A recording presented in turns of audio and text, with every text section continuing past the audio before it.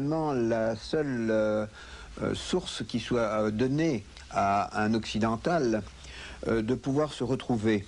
Parce que dans le collectif dans lequel nous vivons au Médou, il n'existe pas d'issue, soumis tous aux mêmes lois et soumis tous aux mêmes contradictions.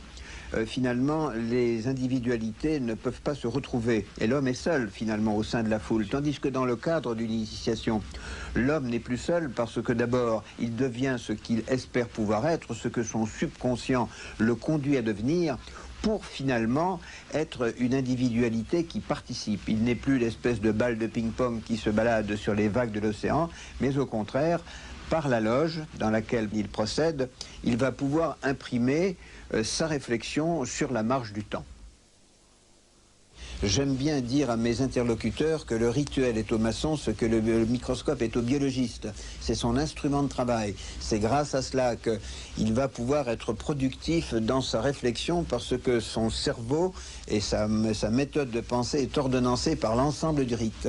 Donc sera nécessairement positive.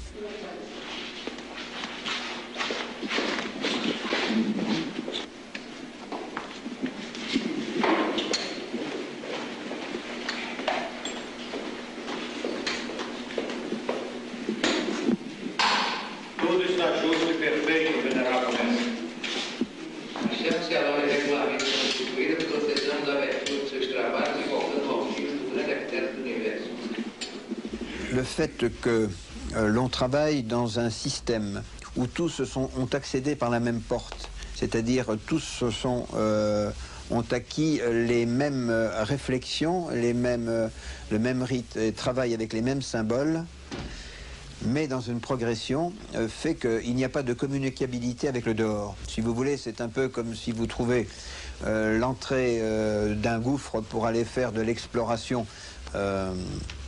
archéologique. Eh bien, vous ne pouvez pas visiter les merveilles de ce gouffre si vous n'avez pas accédé par le même trou à l'orifice. Eh bien, il en est de même dans la maçonnerie et dans l'initiation. Il faut s'être fait suffisamment petit, être descendu suffisamment humblement, et vraiment, j'ai parlé tout à l'heure du moi archaïque, avoir retrouvé son moi archaïque pour arriver à franchir cet orifice. Et une fois que vous avez accédé, que vous avez franchi cet orifice, eh bien à ce moment-là vous vous dilatez, et vous vous dilatez dans toutes vos dimensions, dans toutes les sphères de l'individu, c'est-à-dire avec la joie, avec l'amour, mais en vue de la connaissance. Mes frères, nous allons donner la lumière aux profanes.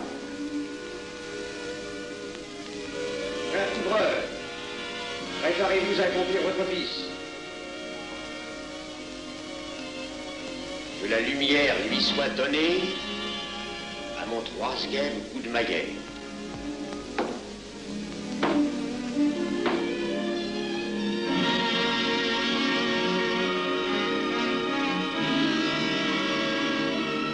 Tous les gens qui ont vécu cela au cours des siècles vous diront qu'au fond, la franc-maçonnerie a découvert 2 siècles et demi avant que le père Teilhard de Chardin ne l'enseigne à la sociologie moderne. Ce qui est le véritable secret de la méthode maçonnique, c'est que l'intelligence collective est toujours supérieure à la somme des intelligences individuelles qui la composent.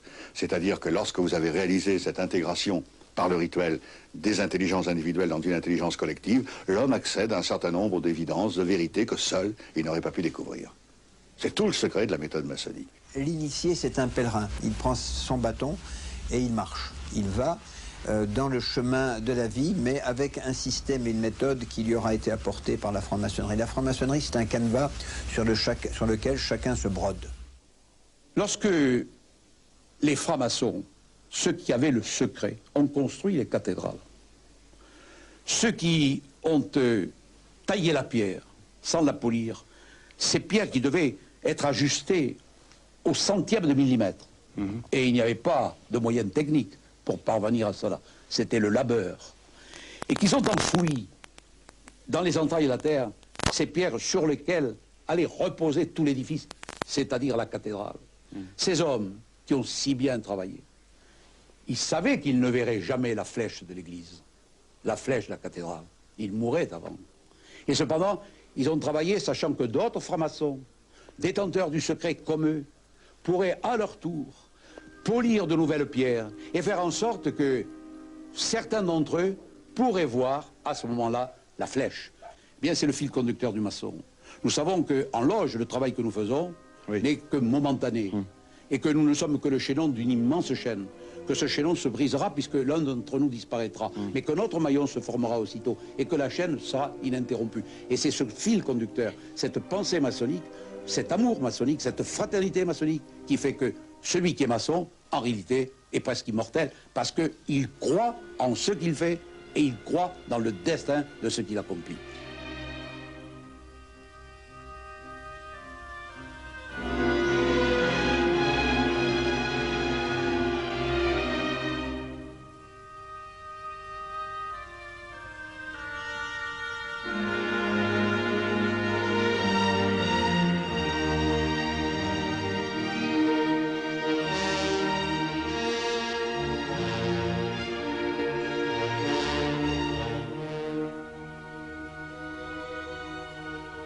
À la question « Qu'est-ce que c'est que la franc-maçonnerie ?» Les plus anciens rituels répondent « C'est un système particulier de morale enseigné sous le voile de l'allégorie au moyen de symboles. » Cette morale, cet enseignement, s'arc-boute sur une histoire devenue légende, devenue mythe. Cette histoire, c'est celle de la construction du temple du roi Salomon par son architecte Hiram Abif. Celui-ci était un architecte très puissant. Il avait des secrets, il avait des pouvoirs. Et il régnait sur un nombre incroyable d'ouvriers, 186 000. Et pour mettre de l'ordre dans cette troupe, il l'avait divisée en 3 grandes classes. Les apprentis, les compagnons et les maîtres. Ceux-ci avaient eux-mêmes des signes, des mots de passe, des mots secrets pour se reconnaître entre eux et pour pouvoir toucher leur salaire. Et il fallait beaucoup de temps pour un apprenti pour devenir compagnon, pour un compagnon pour devenir maître. Beaucoup de temps, beaucoup de patience, beaucoup de zèle, beaucoup d'efforts. Mais un jour, 3 compagnons étaient impatients, n'avaient plus envie d'attendre pour devenir maître. Alors ils conçoivent un terrible projet. Tuer Hiram après avoir obtenu de lui les mots, les secrets de la maîtrise. Alors, ils décident de tendre un piège à Hiram. L'un va se tenir à la porte, là, celle-là, à la porte du Midi. L'autre, à la porte de l'Occident. Et le troisième, à la porte de l'Orient. Tapis dans l'ombre, il guette la sortie de l'architecte. Celui-ci quitte le temple. C'est la nuit. Il marche. Les autres attendent, cachés. Il arrive près de la porte du Midi. Le premier compagnon va voir le maître et lui dit « Donne-moi les secrets de la maîtrise. Donne-moi les signes, les mots de passe, les attouchements. Je veux devenir maître. » Hiram dit « Mais non, il faut attendre. Tu n'es pas maître, tu es compagnon. Quand tu seras maître, tu auras les secrets. » Le compagnon n'entend pas ainsi et donne un coup avec un outil de travail, un coup très dur, très violent, à l'architecte. Celui-ci, pantelant, chancelant, veut gagner la porte de l'Occident. Et là, un deuxième compagnon est là qui lui fait la même demande. Donne-moi les secrets de la maîtrise, donne-moi les secrets du grade. Hiram fait la même réponse. Non, quand tu seras maître, je te les donnerai. Deuxième coup violent, avec un autre outil de travail. Alors le maître est en sang, l'architecte est en sang. Il va à la porte de l'Orient. Et là, un troisième compagnon est là. Donne-moi les secrets de la maîtrise, donne-moi les secrets du grade, donne-moi les signes, les mots de passe, les attouchements. Hiram refuse pour la 3e fois. Le 3e compagnon lui donne un coup très violent. Et celui-ci, ce coup-là, sera mortel. Hiram meurt, emportant avec lui dans sa tombe les secrets de la maîtrise, les secrets de la construction du temple, peut-être ceux de la construction du monde. Alors, puisqu'il n'y a plus de secrets, puisqu'il n'y a plus de méthode, la parole est perdue. Il n'y a plus de secrets réels, il n'y a plus que des secrets de substitution. Chaque nouveau maître maçon, lorsqu'il reçoit l'initiation au 3e degré de la maçonnerie, le degré le plus important, celui de la maîtrise, devient Hiram. Il vit le drame d'Hiram. Il est Hiram, assailli par ses 3 méchants compagnons. Et l'exemple d'Hiram, qui refuse de donner les secrets, doit l'encourager, doit le suivre toute sa vie. Toute la symbolique maçonnique, tout le rituel maçonnique repose sur cette histoire, cette légende, ce mythe. Mort et résurrection, résurrection, renaissance. Aujourd'hui, en maçonnerie, tout est symbole. Symbole des épreuves, de l'air, de l'eau, du feu. Symbole des équerres, des compas, des niveaux, des pierres brutes, des pierres taillées, des fils à plomb. Symbole de construction. En maçonnerie, effectivement, tout est symbolique. Construction du temple de Jérusalem, construction du temple de l'humanité.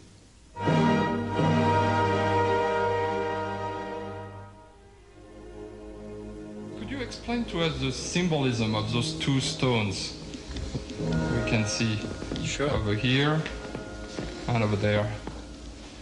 The total symbolism of them, no, but the very fact that they are used in our degree work and they are a portion of what we use as symbols to teach our lessons. I think beyond that I couldn't tell you exactly what they refer to. You mean it's a secret? It's one of the inner secrets, yes. What they refer to, as you can see, one of them is unfinished and one of them is finished.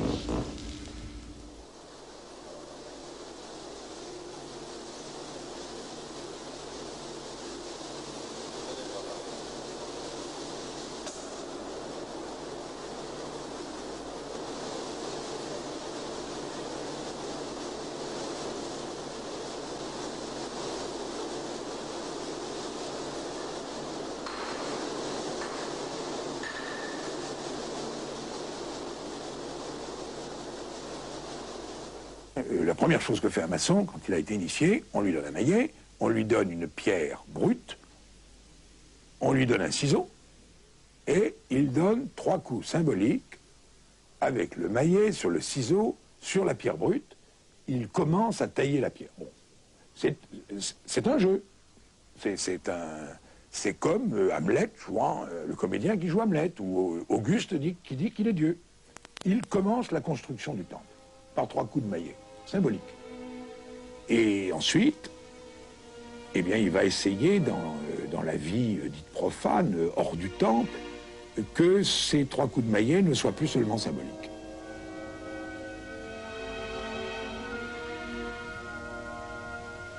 We start with this in the ended apprentice degree, the first degree of masonry, the rough stone, and by the time we finished, we have the perfect ashlar.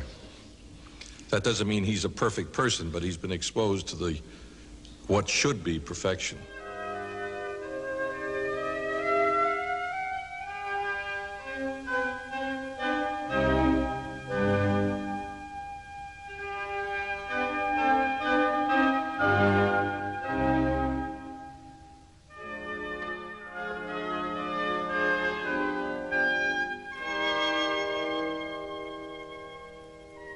Tout en maçonnerie peut être reçu, catalysé par les aspirations personnelles de chaque franc-maçon,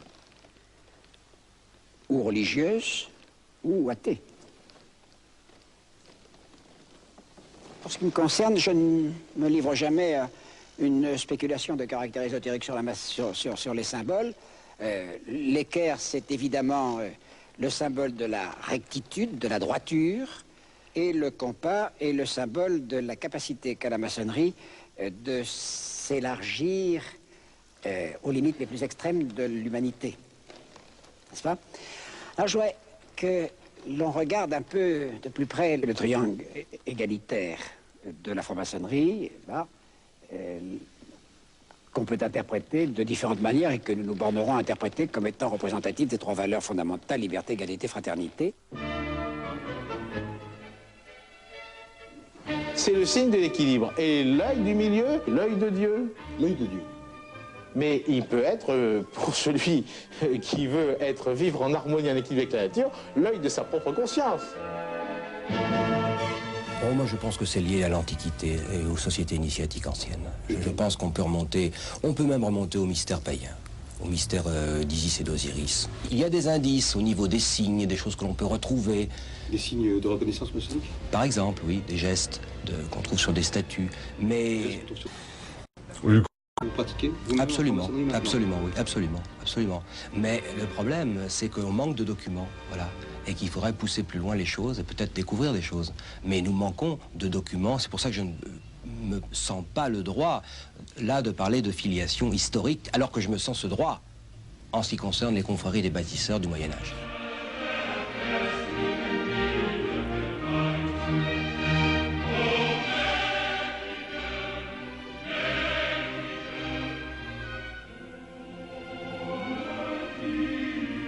Mais tu te rappelles la date d'anniversaire de papa? Oui, son anniversaire. En 1717, à Londres et pas en France. Parce qu'en France, le lien avait été rompu avec les confréries de maçons, les vrais, les bâtisseurs de cathédrales du Moyen-Âge occidental. À Londres, donc, est la tradition. À Londres est l'histoire. À Londres est le Vatican de la franc-maçonnerie. Alors, l'événement a d'importance. Dans ce monde fermé et très traditionnaliste de la franc-maçonnerie anglaise, le grand secrétaire de la Grande Loge Unie d'Angleterre parle pour la première fois devant une caméra. Et je lui ai demandé pourquoi, au fond, la maçonnerie était née à Londres et en 1717.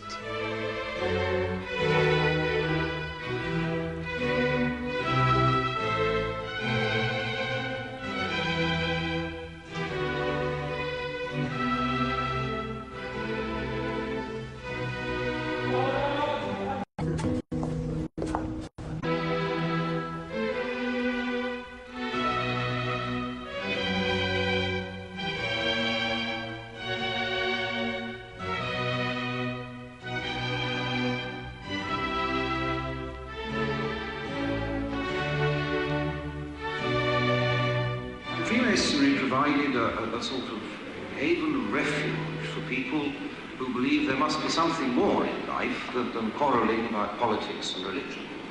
They set up rules for themselves, which we still adhere to. They required a belief in a supreme being. They forbade their early members to deal with politics or religion in their lodges.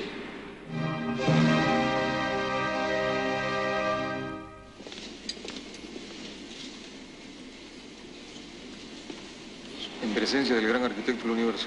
Y de esta magna gran asamblea. Y de esta magna gran asamblea. En representación legítima y amplia. En representación legítima y amplia masonería. Que en todo momento. Que en todo momento. Procuraré. Su más estricta obediencia. Su más estricta obediencia. Así Dios me ayude. Así Dios me ayude. Por el juramento. Refrendado 3 veces.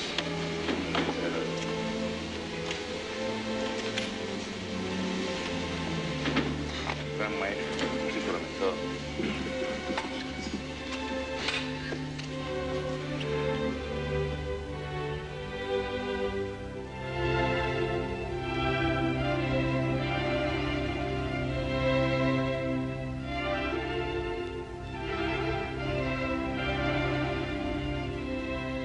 You must believe in God, however you believe in God, but believe in a supreme being and believe in life after death. You can't be an atheist, a materialist. You would have to believe that life does not stop with death. He knows. Charles Fig. And as you know, I don't like to be wearing this, right? All right. I have one the same size myself. Yeah. All right. Now, there is always a Bible on the altar which is behind you. And for each degree, there is a book on the Bible that we refer to. Un monsieur qui voudrait rentrer en maçonnerie et qui ne croirait pas en Dieu ne pourrait pas entrer dans votre obédience. Il ne pourrait pas rentrer chez nous parce qu'il doit prêter serment sur un livre de révélation, par exemple la Bible, le Coran, sur lesquels les serments sont prêtés. Nous sommes 8 millions dans le monde entier. 8 millions de francs-maçons. De francs-maçons réguliers. Regularity means practicing Freemasonry in the same way that we practice it in England. Ce mot régulier, prêt à sourire, ça veut dire respectueux des traditions moyenâgeuses, c'est-à-dire bâtisseur de cathédrales pour l'Occident européen.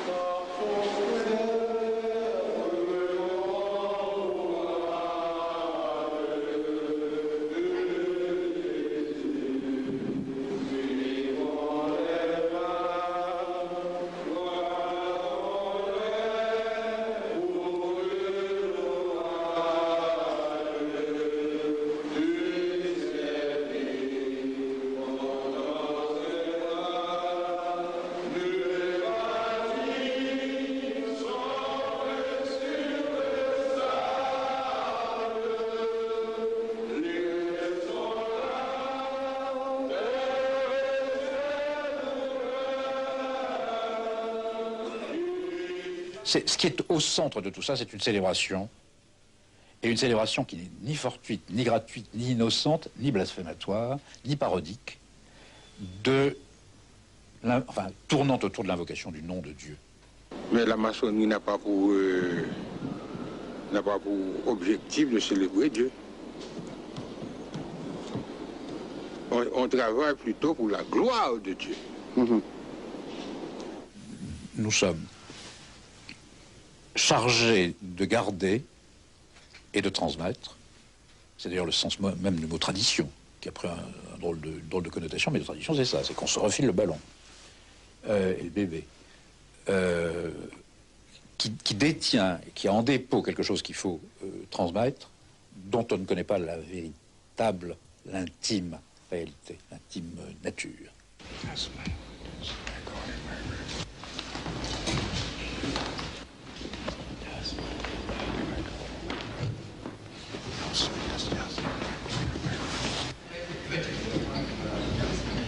Contrairement à une montagne d'idées reçues, la franc-maçonnerie n'est pas une succursale de la libre pensée, loin s'en faut.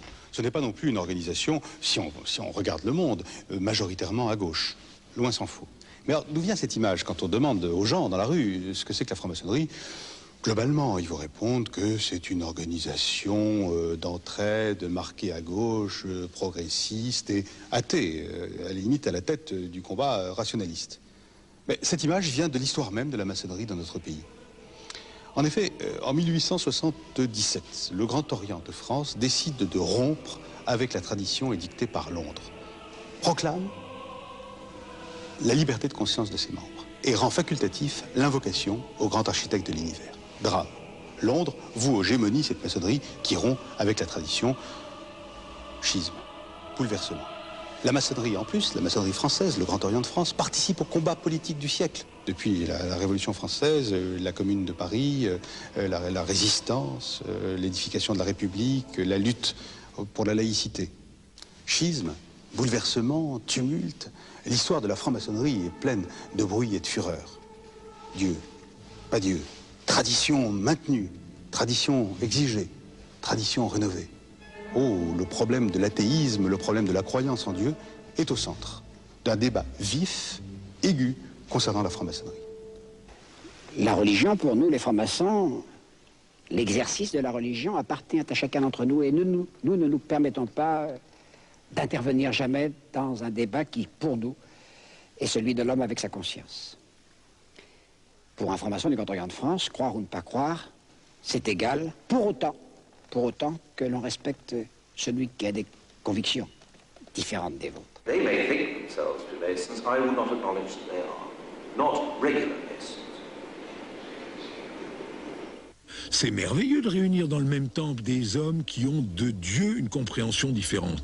Et puis alors dans un monde en plus où s'est développé l'athéisme, comme il s'est développé depuis un siècle, d'avoir aussi dans le temple un frère qui n'a aucune religion, qui sait pas très bien, et ça ne l'intéresse pas beaucoup d'ailleurs, ce que peut être Dieu, mais qui accepte que la construction du temple soit présidée par un grand architecte.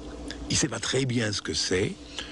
Est-ce une sorte de force immatérielle, intemporelle? Est-ce une personnalité, un peu comme on a voulu? Est-ce un Dieu en 3 personnes? Il sait pas. Et par conséquent, au nom de quoi voulez-vous que nous marchions au pas? Au nom de quoi voulez-vous que nous ayons une maçonnerie qui, depuis l'Amérique du Sud, l'Amérique du Nord, le nord de l'Europe, l'Afrique et la France, les pays avec la tradition française, enfin, ou latine, nous soyons tous les mêmes. Notre diversité est notre richesse. En France, les relations entre l'Église catholique et la franc-maçonnerie ont été longtemps détestables, exécrables. On se divise, on s'injurie, on s'excommunie. Enfin, l'Église catholique, partout, excommunie la franc-maçonnerie. Que reproche-t-on exactement à la franc-maçonnerie dans ces milieux traditionnels catholiques et dans le passé, qui pratiquaient des sortes de bestes noires, d'être l'anti-Église, l'Église de Satan? On marche, dit-on, disait-on, sur le Christ en loge. Le catholique traditionnel détestait tout ce que représente la franc-maçonnerie. que disait le canon 2335, sont frappés d'excommunication ipso facto ceux qui donnent leur adhésion à une secte maçonnique ou autre qui se livre à des complots, à des machinations, à des activités hostiles à l'Église ou au pouvoir civil légitime. À partir du moment où une loge s'interdit tout ce qui pourrait être considéré comme un complot contre l'Église, elle n'est pas visée par le canon de 1335. Au fond, la franc-maçonnerie n'a pas changé, mais elle a triomphé.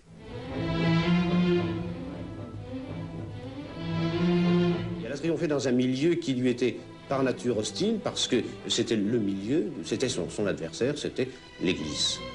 Et voilà. l'Église s'est laissé faire. Et l'Église s'est laissé faire, et un grand nombre de prélats sont rentrés dans les doctrines maçonniques, il n'y a aucun doute. Y a-t-il eu complot maçonnique contre l'Église? Eh bien, on peut dire qu'en 1880, il y en avait un, étant donné la convergence de toutes les déclarations des convents maçonniques de l'époque, à l'appui de toutes les lois hostiles au catholicisme qui ont été adoptées à cette époque-là, depuis les décrets Ferry de 1880 jusqu'à la loi de séparation de 1905, dont Émile Combes, un franc-maçon, a été le principal artisan. Il fallait bien séparer l'Église de l'État. Mais l'Église ne l'admettait pas. Elle voulait continuer à diriger l'État. C'était pas possible. Il fallait séparer l'Église de l'État. C'est la franc-maçonnerie qui a eu cette charge. C'est elle qui a pris le chantier en main. Bon, ça s'est pas bien passé. Je ne vois pas quelle obédience en France aujourd'hui, si je me présentais à la porte d'une loge, me refuserait d'entrer en loge à cause de mon sacerdoce. Et qu'en penserait l'Église? Je crois que, alors, l'Église, normalement, les francs-maçons ne sont pas excommuniés, ne sont plus excommuniés. Donc, si une loge est un système de pensée, simplement un lieu de pensée, normalement, en soi, l'Église ne peut rien dire, en soi. Hein. Mais dans la conjoncture actuelle, avec la tension qui existe encore, ça ferait certainement des problèmes. Qu'est-ce que vous feriez si un franc-maçon venait vous voir en vous disant je voudrais cesser d'être franc-maçon, aidez-moi? C'est arrivé. C'est arrivé? C'est arrivé. Alors bon, il y a un problème tout à fait concret. Il faut lever cette excommunication. Au fort externe, je n'ai pas le pouvoir de lever les excommunications. Donc, il y a une difficulté là concrète. Mais évidemment, il faut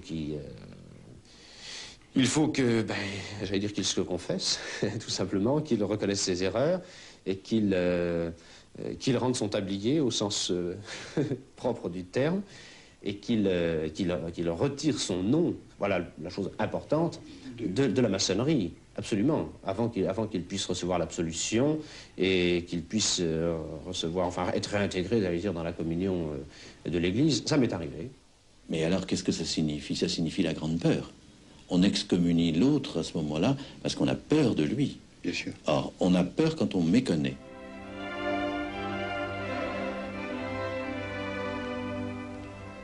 La peur de l'autre, le franc-maçon, celui qui, dit-on, réussit dans la vie, celui qui, dit-on, connaît tellement de monde qu'il est à l'abri des vicissitudes, des aléas de la vie professionnelle et sociale. L'autre, dans l'ombre, fort, redoutable, mystérieux. L'autre qui est un objet de rêverie, de désir, de fantasme, de crainte. L'autre qui est si lointain et en même temps si proche.